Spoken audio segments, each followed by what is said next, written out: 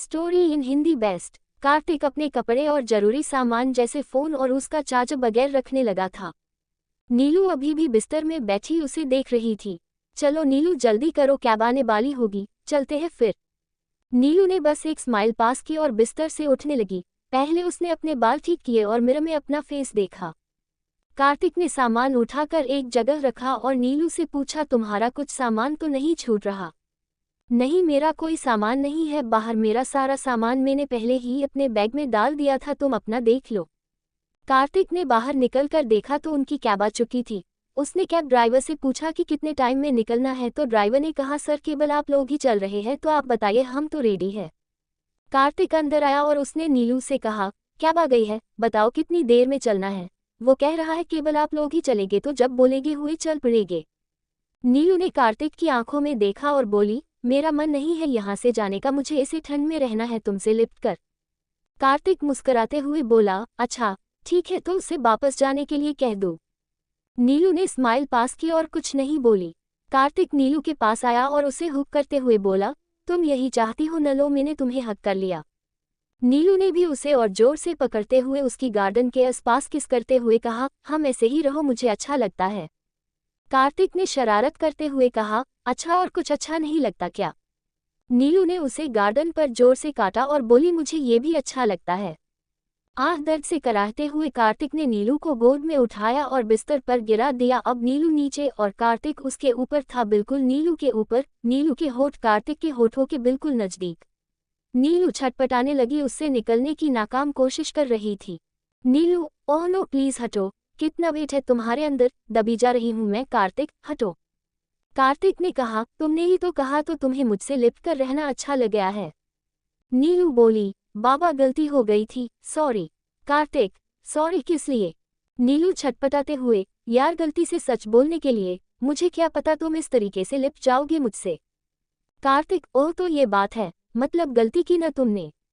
नीलू, हाँ बाबा मान लिया, जो सजा देनी है दे दो, लेकिन ऊपर से हट जाओ, मुझे प्रॉब्लम हो रही है। कार्तिक बोला, ओके हट जाओगा, लेकिन तुम्हें मुझे किस करना होगा। नीलू ने कहा, कल से यही तो कर रहे हो। नीलू की बात सुनकर कार्तिक को अफसोस हुआ। ओह लड़की कुछ और चाह रही है और पगले तू है कि बस एक ही जगह अटक के रह गया है, कुछ तो प्रोग्रेस कर मेरे भाई। हर बार इंसल्ट करा लेता है हर किसी के सामने, यही कारण था कि तूने इतने सालों सिंगल लड़की को ढंग से छेड़ तक नहीं पाया था, लानत है तेरी ऐसी मर्दानगी पर। कार्तिक खुद को ही डांट लगा रहा था मन ही मन में। नीलू उसका अगला बचकाना रिएक्शन आने का इंतजार कर रही थी। कार्तिक ने कहा, ओके तो कोई नहीं, तुम ऐसा करो, बोलू थोड़ा अश्लील है।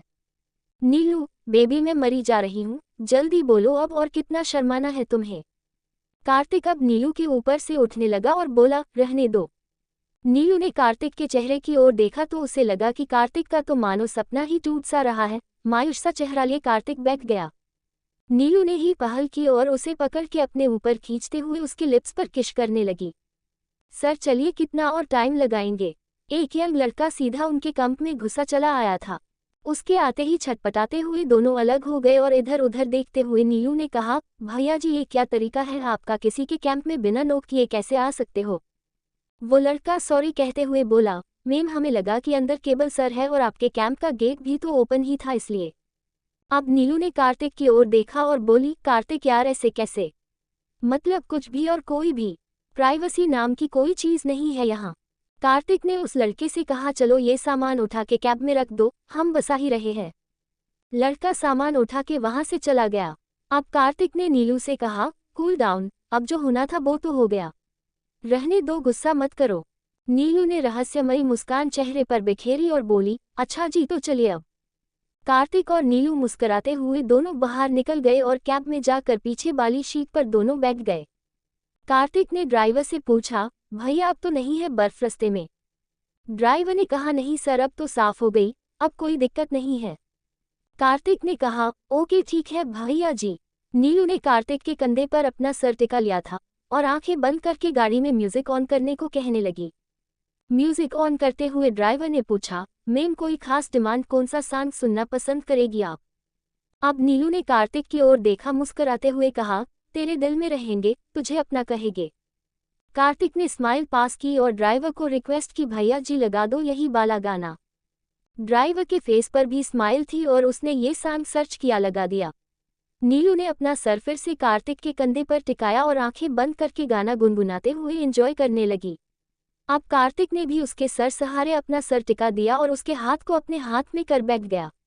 कार्तिक का फोन रिंग कर रहा था। नीलू ने उसे बताया, कार्तिक तुम्हारा फोन रिंग कर रहा है।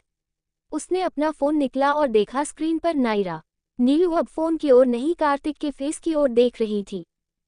ऐसे ही वीडियो देखने के लिए हमारे चैनल को लाइक एंड सब्सक्राइब करें। Thanks for watching.